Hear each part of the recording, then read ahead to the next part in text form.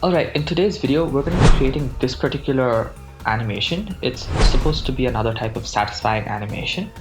And we're actually going to be using the concepts that we learned in the previous video that I uploaded to this channel. You can check that out over here in case you haven't seen it already. And without any further ado, let's start. So what I want is the 5 platonic solids to be changing shape one after the other as we go around it. So let's first set up the 5 platonic shapes. So we're going to go to Edit, Preferences, and then under Add-ons, we're going to search for Extra Mesh Objects. So once we have this selected, we can save Preferences and close it. So now this cube is already present, and we're actually going to delete the default cube. Okay, Shift S cursor to world origin.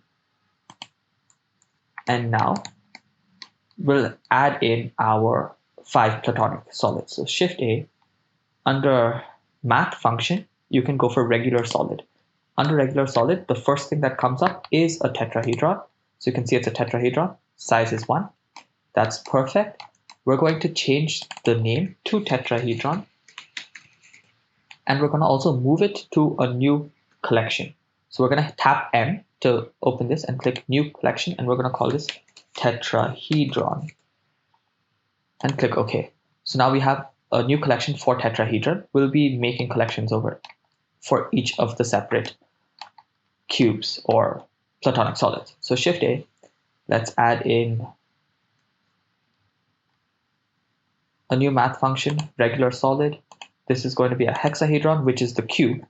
We're going to change this to hexahedron, and we're going to tap M, new collection, hexahedron, OK. Now Shift A, math function, regular solid. Now we're going to do this for each of the things, so I'm going to speed this up.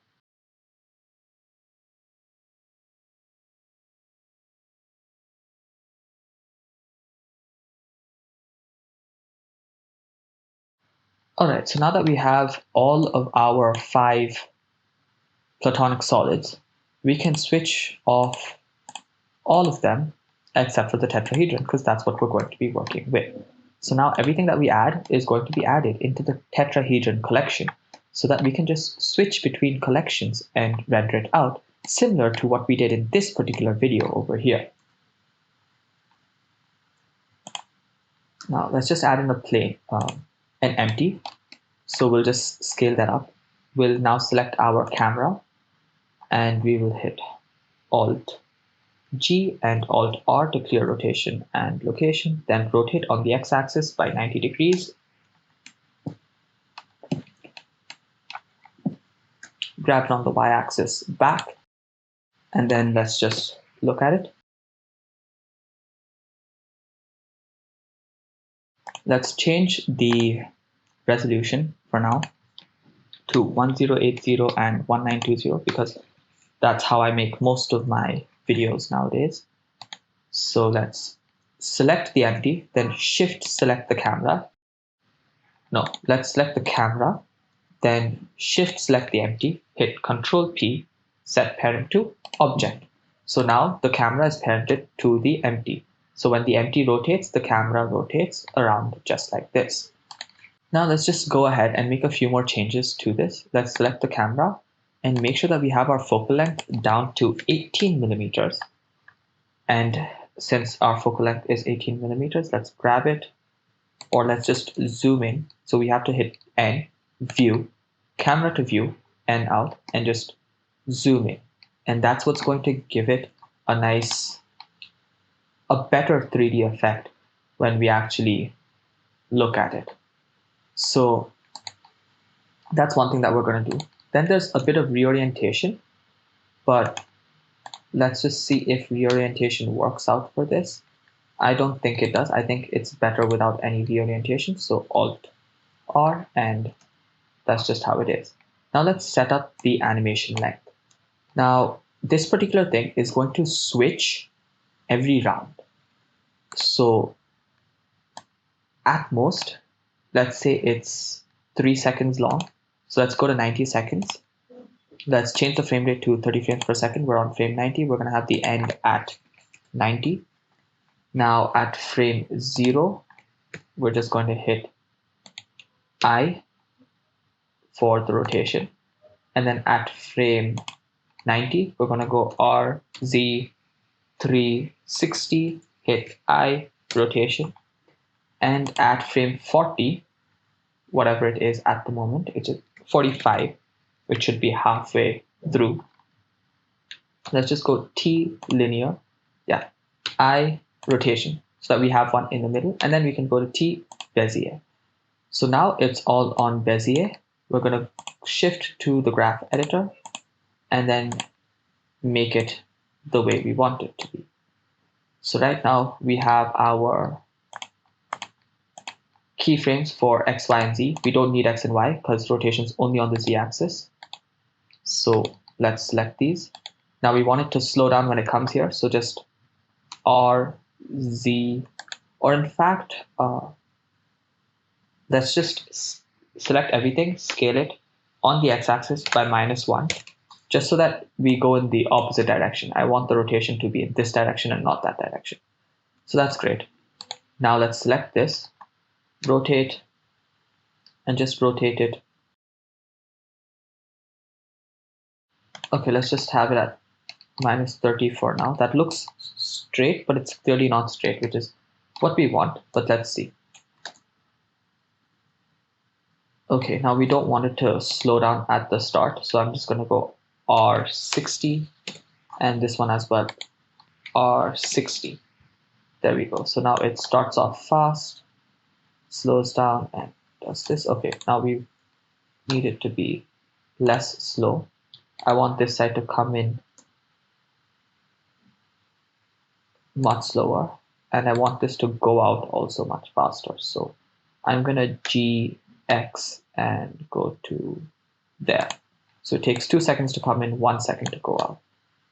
Whoop, and zoop. There we go. So that looks exactly how I want it to be.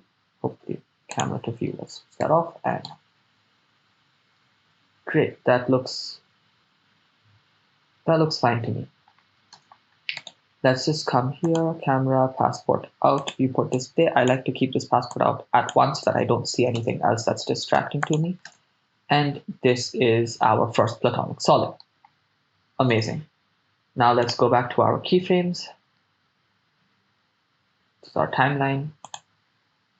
Reduce this, and there we go. Now all we have to do is set up the lighting for all of this. So each particular solid is going to have different lighting. At least that is what my hope is.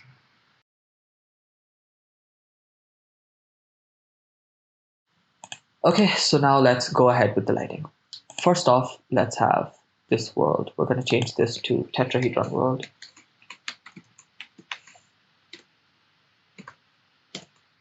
Okay, let's keep this a lot darker for now. Let's go into our rendered settings. Now this one light, I want to keep it there, just present for all of the different objects. We'll probably remove it later on, but let's see how this goes. Now what could be something cool for this tetrahedron? For me, it looks a lot like the pyramids. So I'd want to give it this nice brick texture and make it look like the pyramids. So let's go ahead, go to the shader editor, and to remove that, and click new material. And let's go ahead. So with the tetrahedron selected, Shift A, add in a brick texture, put that in, Control T. With the node wrangler switched on, switch this to object, keep that there, and color goes into the base color. Let's wait for a while. For the rest of this, I guess I'm just going to speed it up, have a time lapse, and I'm going to have a voiceover recording to explain what I'm doing, because each of these materials, if you require it, again, you can let me know and I'll create a separate tutorial for this if I'm to go through the entire thing as I did step by step. more than a tutorial, it would also become 5 hours long, and I don't think anybody would be interested. And if I was to make it as part 1, part 2, part 3, again, it's pointless if people don't really want it, because everything is visible in the time lapse as well. So right now I'm creating the texture for the pyramid, and I tried using object coordinates and tried to map it such that the brick texture works on all 3 sides of the pyramid. However, no matter how much I tried messing around with it, for some reason that I'm still not sure of, 2 of the sides were coming out to be actual brick textures, as you can see, but the third side was always straight lines. And I'm not sure which axes I had to change to get it to be a brick texture for all the 3 sides.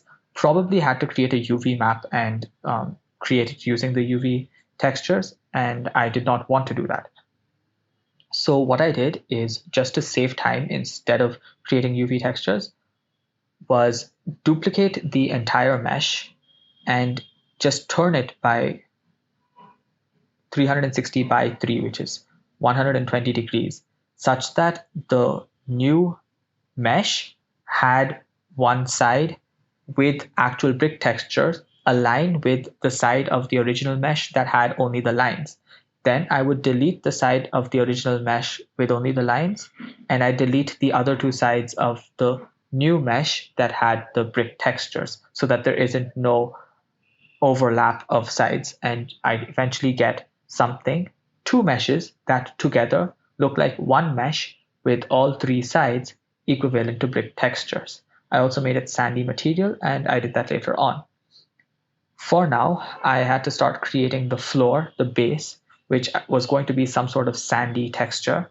And I also wanted to figure out how to make the background and everything. So I created a sky as well as just a plane to give it a nice cloud type texture, which is a basic noise texture and things like that. Over here, I was just trying out various other things according to what I thought would match out perfectly. But again, faced quite a lot of difficulties while doing this, wasted quite a lot of time. Here I was seeing that the top of the object that was creating this nice seamless wall wasn't showing up through my camera. So I thought, okay, I just have to increase the height. So I went ahead and did that. And you see, while doing all of that, every time I went back into the camera mode, it was still seen. You can clearly see that the top little bit is cut off, and that wasn't looking good. However, it was completely my mistake, because it was not a problem with the size of the object, but my camera was clipping too short. So those are a few things that you should check when you encounter issues like this. It's just that the camera by itself should have its clipping length, the end clip, to something greater than the furthest object in your scene that you want to be visible in the render. So I eventually figured that out and changed that, and it was fine. Till then, here I'm making the floor.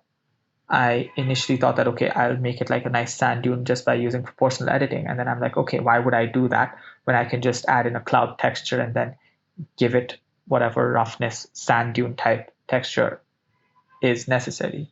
So there I went ahead and did this. But even then, to still add in a few more taller dunes, I went ahead and used proportional editing to create those few sandy mountains or hills in the background. And to give it the nice sand texture, again, just a really highly scaled noise texture that goes in as bump data that goes into the normal of the principal BSDF to give it that nice look.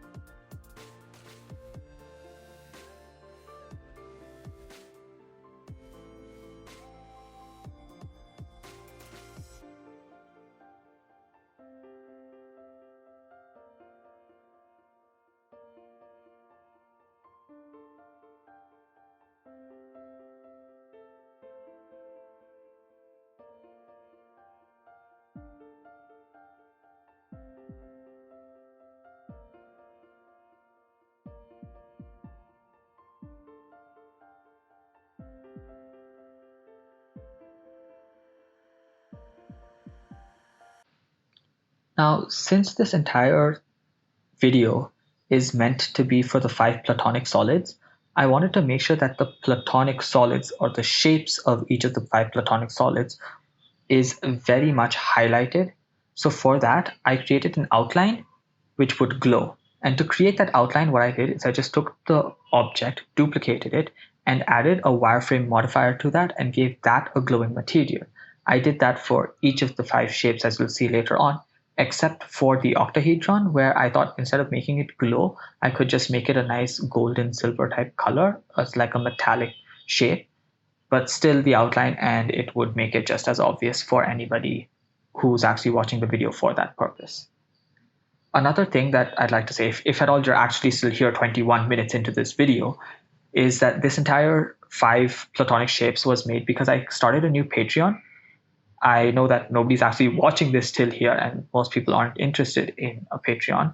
But in case you do want any of these videos at the actual resolution that I'm rendering it out in, and you want to use them for your own purposes, whatever it may be, if you want horizontal orientations or anything, I am going to be uploading these videos without any watermarks or anything on Patreon, so there's no compression as well, so that you can actually use them in whatever projects you require. And in the process, you would also be supporting this particular endeavor to create this into an entire studio, such that people can actually learn how to use not just Blender but other open source softwares to create anything and make the future generations be much more open to the idea of creativity as a form of art that's sustainable.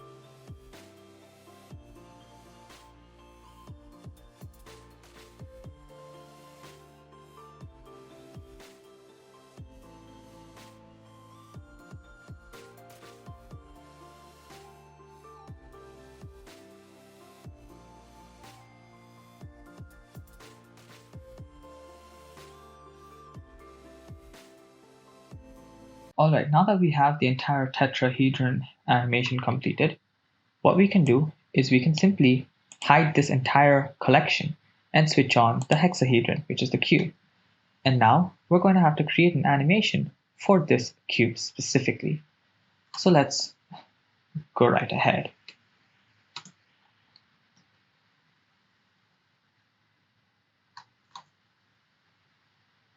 First up, we're going to have to figure out what sort of a feel we want this cube to be. And I think this cube shape works really well with ice. So let's try and make this a nice cold ice-like environment. So that's exactly what we're going to do. Let's switch on the overlays and start modeling. Let's first start off by adding our general ground plane. So GZ, and just scale this up. Of course, we could make sure that the ground plane lines up with the ground plane over here. So what we can do is we can just select this, see what the position is, which is minus 0.789. So now we can switch tetrahedron off, and in hexahedron over here, we can check this and put in the exact same location, which is minus 0.789. So that should be approximately where the ground plane was for the previous thing. Now, it doesn't necessarily have to line up, but it's fair enough, it makes sense. This was a bit higher for our tetrahedron, I feel.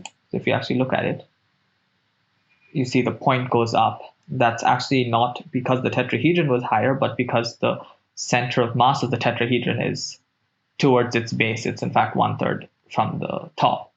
So I guess we'll leave it as is and let's continue. So let's switch off tetrahedron and let's start. First thing, let's make this more icy, or let's deal with the material for the cube. So let's go in, create this now.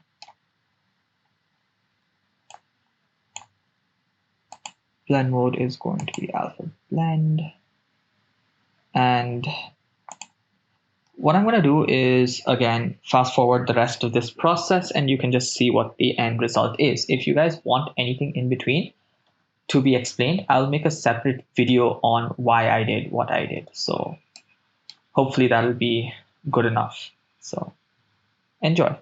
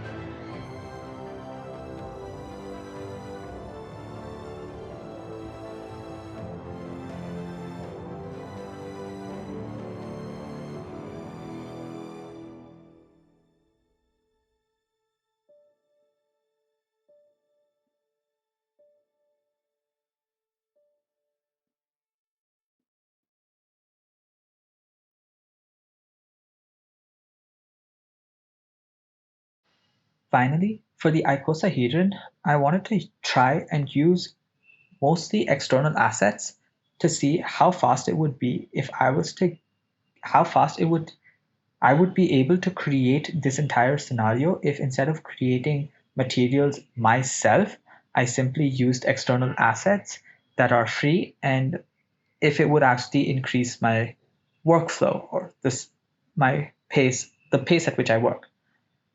And it's also something to show that you can do this as well.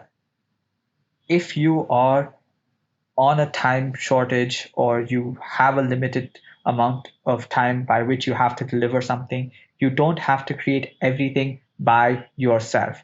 You can always use assets that have been created by other people or you yourself have used or created before and just reuse those assets. So that's something that I tried out doing over here. The one of the main reasons that I feel like using my own assets just works a lot faster for me is because these trees, even though they claim it's low poly, my laptop can't handle even the low poly that they were trying to use. It was way too high poly for my laptop. Even this simple graphite concrete glowing material that I tried using, the bump textures and the noise that they used was not favorable for my laptop. It was just way too resource heavy, and majority of my time just went in waiting for any updates to occur when I make changes. My laptop became very, very laggy, and that's why it ended up taking approximately the same amount of time as it would had I created everything myself. But the difference would have been that I wouldn't be able to create trees this detailed that fast. So the fact that I could just use a tree made it a lot faster. And depending on how complex you want your scene to be, I think you can also definitely use all of these different assets that are present everywhere from various websites or the Blender kit as I used over here, or other websites like Polyhaven or TurboSquid and so on. So that's also a part of being an artist. It's just about what you use and put together and compose to create something that looks good. It's not necessary that you have to create everything from scratch. You can use add-ons, you can use external assets. It's perfectly all right.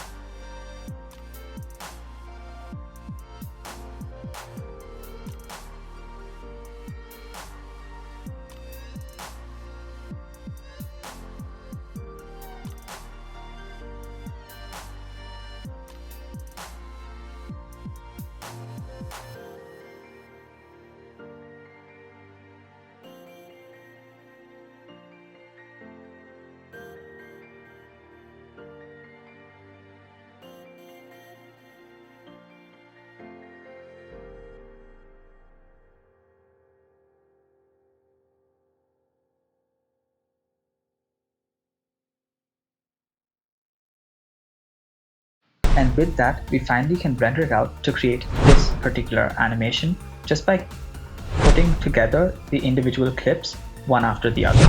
Each of the individual clips are of course looping, so you could use each of them individually as well multiple times. The previous ones were rendered out in the horizontal aspect ratio. This was rendered in the vertical aspect ratio. I hope you learned something, and I hope to see you in the next one. Thanks for watching and stay creative.